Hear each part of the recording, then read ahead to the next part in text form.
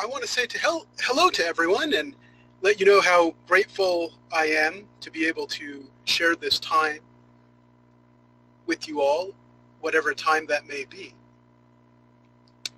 And today my presentation is called Valuable Resources, and that's of course day 7 of the Tao of Joy Every Day. And I put a subtitle on it, Avoiding Them and Avoiding What They Do. Now, I have to tell you, when I started putting this presentation together sometime last Sunday after our meeting, my original intention was only to talk about, I'm going to say difficult people in our lives. And because mainly that's what Derek addresses in the chapter, though he does mention the other type of valuable resource, which is our teachers. And I decided to, in the last minute, change my mind on that. I'm actually going to talk about both kinds of valuable resources. But the title here was created when I was only planning to talk about those people that are difficult to deal with. And, you know, what I would say is that when it comes to difficult people, it's quite natural to want to avoid them. And in no way am I saying that you shouldn't. But let's be honest, in life, difficult people can't always be avoided. So when you can't avoid them, the best thing you can do is learn from them. And that involves avoiding what they do. And it's also important to note that it's not good to cast people into good or bad. I mean, when I think about this, there's people in my life who are valuable resources in both ways. Their strengths make them my teacher. Their weaknesses make them the kind of resource where I go, I need to avoid that. But whether or not I avoid them, I guess it just depends on, probably, to be perfectly honest, my ego. If my ego gets hurt by their negativity, I'm more likely to avoid them. And that's just the reality of it. One day I'd like to kill my ego. One day I'd like to be what Bill just talked about. I'd like to be a perfect person. And that's a quest that remains for me. But I will tell you this. I've actually encountered a perfect being. And I'm going to share a picture of her.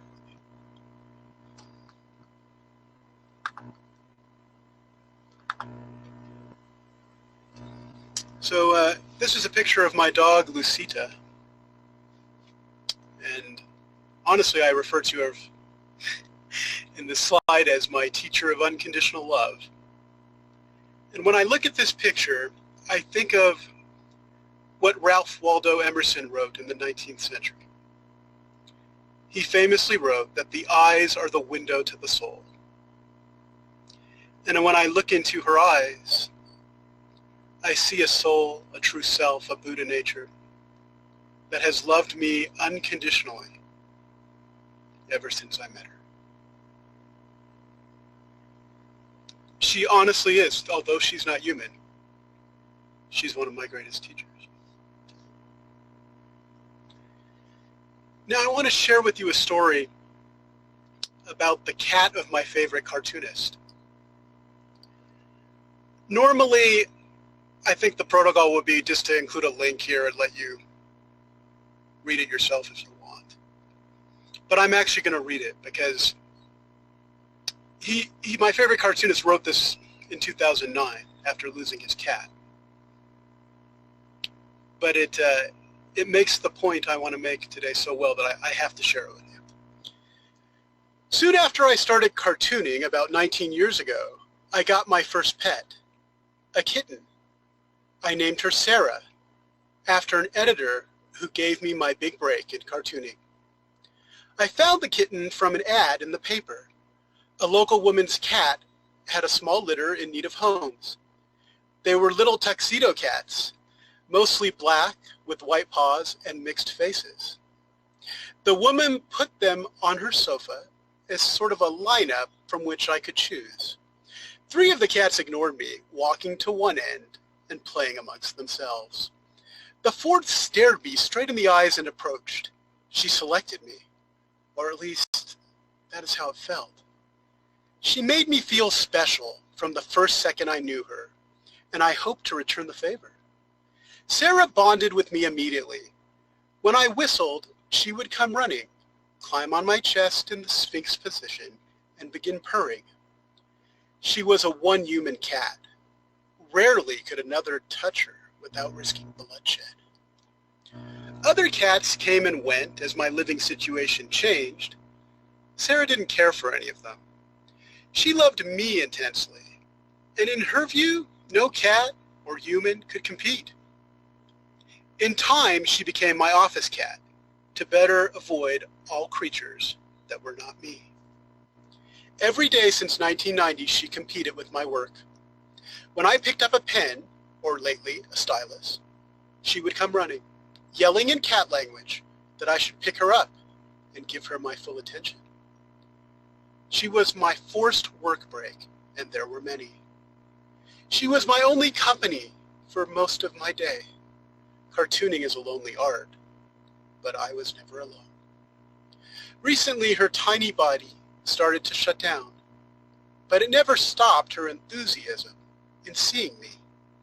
She dragged her arthritic body over to me every time I entered the room, even if I had only been gone for a second.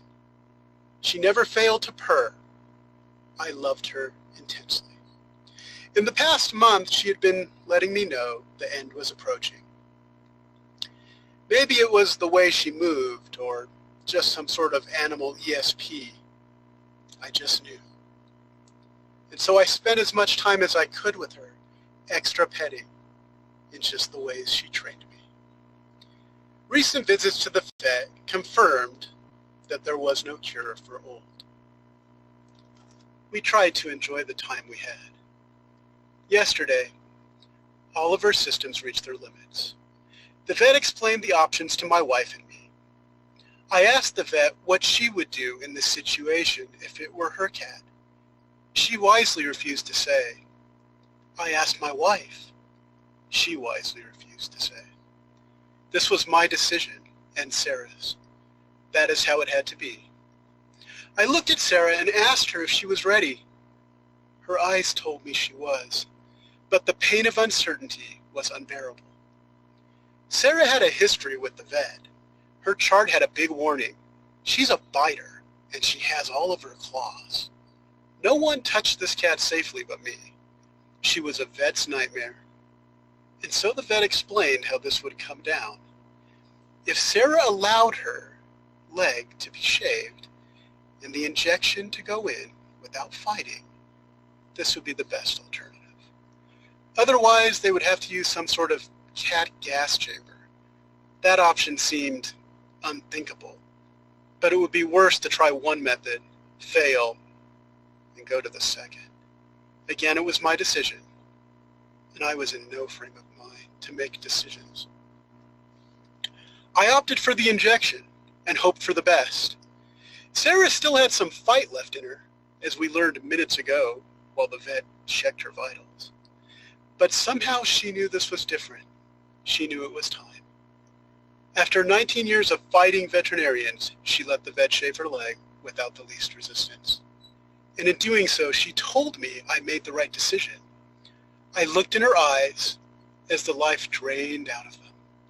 I was devastated. But today I am happy, even more than usual. I think about how much Sarah enriched my life, and I am grateful. I think about how much I learned from my relationship with her, and even from her passing, and I am thankful for it all. Today, everyone in my life seems more precious. I'll always carry Sarah with me, and I know I am better for it. And what Sarah was to my favorite cartoonist, Lucita, my dog, is to me. just want to say that. So I like I said, I wasn't planning to talk about teachers and how we should learn from the good things they do and incorporate them into my life, but I added this. But yeah, the chapter is about avoiding negative people. That's the Tao, avoiding what negative people do. That's the Tao perspective. But sometimes knowing something intellectually or even philosophically is one thing, but can you put it into action when the rubber hits the road? My next slide is designed to test that theory, to really put the rubber to the road. Here's two awful human beings from history. When I put these pictures up and put the heading on it, awful human beings, and I did that before I put Lucita into the presentation, I thought of Emerson's quote about the eyes being the window to the soul. And I looked into the eyes of these two men. That's Adolf Hitler and Charles Manson. And I thought to myself, is there a soul in there? Is there a true self? Is there a Buddha nature? Can I bring myself to believe it, that there is? Can you? Yeah, it's pretty easy to avoid killing 6 million people, and it's pretty easy to avoid, I guess, brainwashing others to commit terrible atrocities. I think I can say with confidence, I won't do that. But the real tough question is there a true self in those men? Was there? Was there a Buddha nature? Was there a perfect man? Well, I'll leave that question for you to ponder, but all I can tell you is this. Both of those men now have returned to the Tao. So last week, Derek put up a slide where he asked about love and hate. Well, he actually said, the Tao is broken up into complementary pairs. What's the complementary pair for love? And he put up hate, and he put up a hate with a question mark, indicating that it's probably not hate. If you think hate's right, what I would say to you is this: I think it's linguistically right. Hate in terms of English seems like a good opposite for love, but I think it's only linguistically true. I think there's a better answer. Here's another one that's really hard. What is the opposite of fear? I tried to play around with this a bit. I looked up antonyms in the dictionary. The best one I could pick out of the near antonyms, because it didn't even say antonyms, it said near antonyms, was fearlessness. But that's cheating because it's circular. I don't even know what this slide means. What is fear? What is fearlessness? It's completely circular. The definition is completely circular, so I don't think it works. And then I thought, well, how about this? Confidence versus fear. And that seems to be more linguistically true, kind of like maybe hate is linguistically true as a complementary pair to love. But it still doesn't seem quite right. So here's what I think the answer is. Love and fear. But what I would say about that is this. We talked a lot about last week about not seeing good or bad in the Tao. Like not seeing love as good and fear as bad, or fear as good and love as bad. I don't think we should do that. Let me try to unpack that if I can. If you have a fear of dying in a car accident and that motivates you to drive safely and follow all the rules of the road, even when you're late for work, then that's good fear. If you love your children so much that you give them everything they ask you for, but you don't teach them self-discipline, that might be bad love. Now, is there bad fear? Sure there is.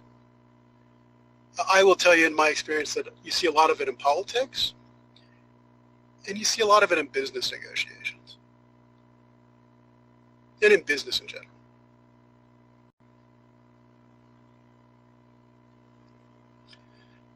But is there good love?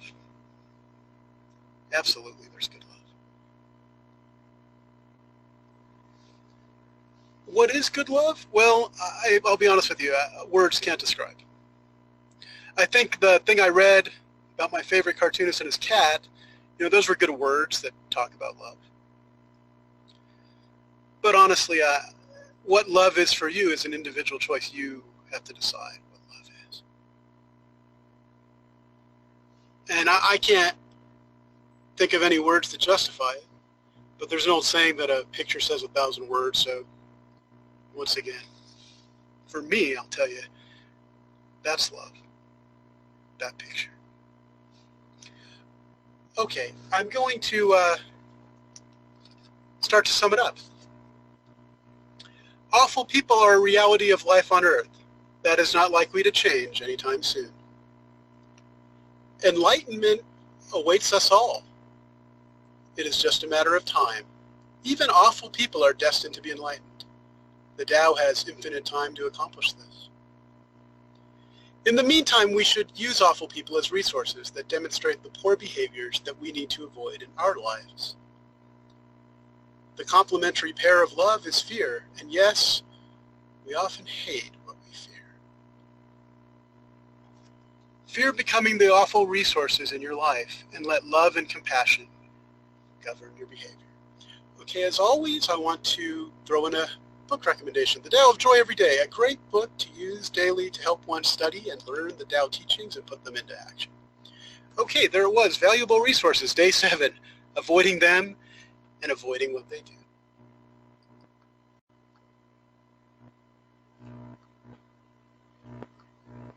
Thank you so much for that wonderful presentation. On the audio front, Mark will be sending you the instructions to dial in by phone.